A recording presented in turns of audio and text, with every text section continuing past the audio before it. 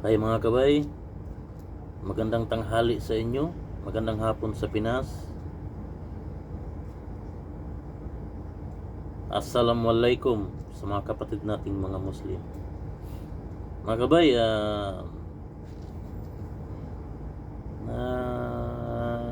pakinggan ko yung interview ni Kitty Duterte ng isang araw sa Dahig. Awang-awa ako sa kanya kasi sinabi niya na hindi daw niya napigilan, umiyak daw siya nung nakita niya si Pangulong Duterte. Kawawa ang isang anak na nangungulila sa isang ama. Buti sana kung nangungulila siya, kung nag-abroad lang ang kanyang ama. Pero ang pinakamasakit ay nangungulila siya dahil nakakulong si Pangulong Duterte. Alam nyo mga kabay, pag-usapan natin ngayon ang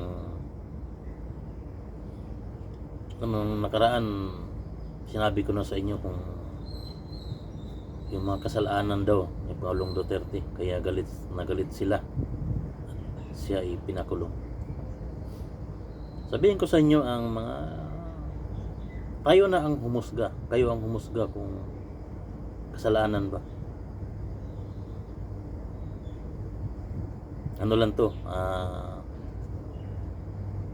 mga sinasabi kong kasalanan kasi pinakulong nila eh. Ibig sabihin galit na galit sila. Pero hindi nila alam ang dami nang nagawa ni Pangulong Duterte nung siya ay umupo. Pinagawa niya ang airport clerk,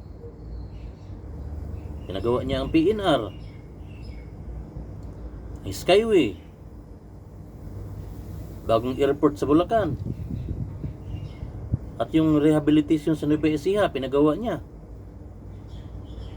At ang pinakamatindi, sa panahon ng pandemic, siguro kung hindi lang nagkataon mga kabay na yung nakaupo siya na wala lang sa ng pandemic noon, siguro lalo pang pinaganda niya ang Pilipinas.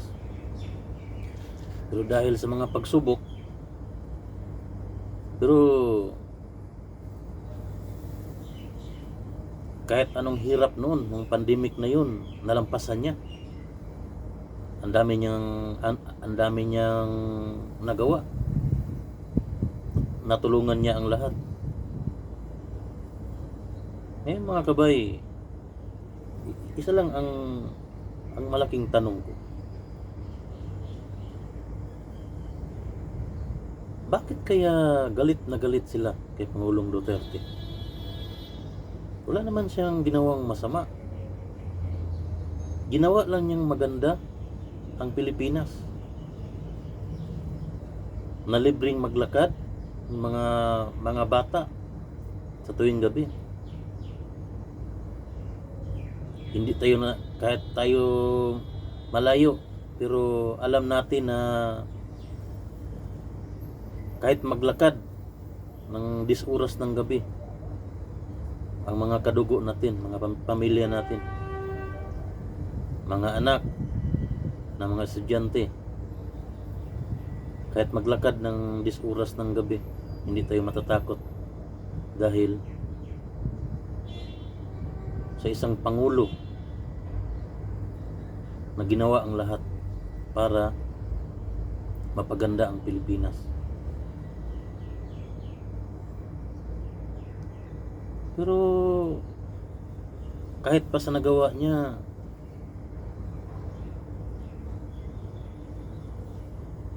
ginawa pa rin sa kanya ang hindi dapat.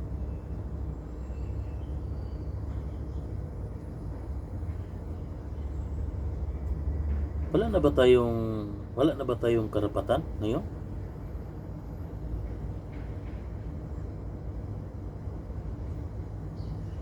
Ang mga simpleng mamamayan, paano na lang na ang isang malaking tao na naging presidente ay nakakulong ngayon dahil sa dahil sa galit. Paano na lang yung iba na mga simpleng tao lamang? Wala nang karapatan.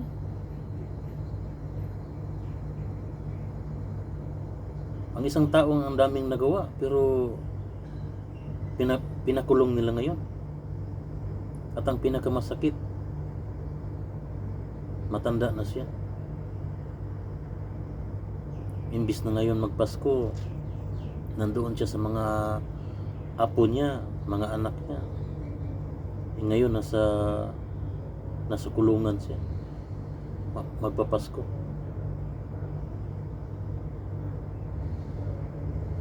Kaya hindi ko lubos maisip kung bakit nangyayari sa ating Pangulong Duterte ang nangyayari niya ngayon. Sa lahat ng mga OFW, alam ko, mahal na mahal natin sa Tatay Digong. Kasi pinaganda niya ang buhay natin. Kahit malayo tayo sa Pinas. Passport natin, pinagawa niya 10 years.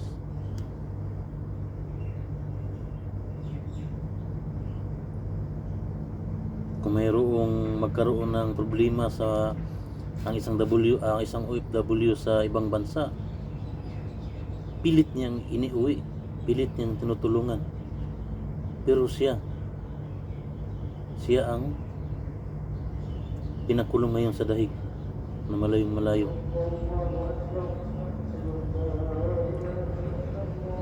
Kaya mga kabay, lahat tayo mga ka-OFW, ipatuloy nating ipagdarasal ang ating Pangulong Duterte na sanay bigyan pa siya ng mahabang buhay.